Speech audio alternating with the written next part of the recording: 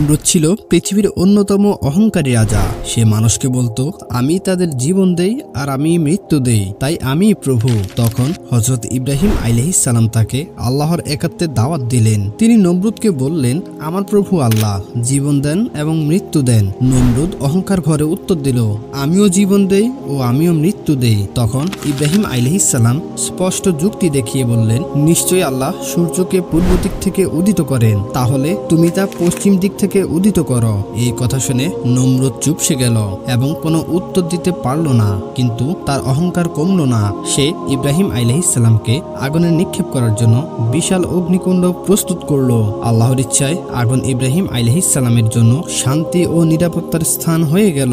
নমরুদ ইব্রাহিম আলাইহিস সালামের সামনে অপমানিত হলো। পরে আল্লাহর কুদরতে একটি ছোট্ট মশা তার নাকে ঢুকে মস্তিষ্কে পৌঁছে যায়। যন্ত্রণায় সে এতটাই কষ্ট পেত যে মাথায় আঘাত না করলে শান্তি পেত না। অবশেষে সেই মশার আঘাতেই ধ্বংসপ্রাপ্ত হয় পৃথিবীর শক্তিশালী ও অহংকারী শাসক নমরুদ। সুবহানাল্লাহ।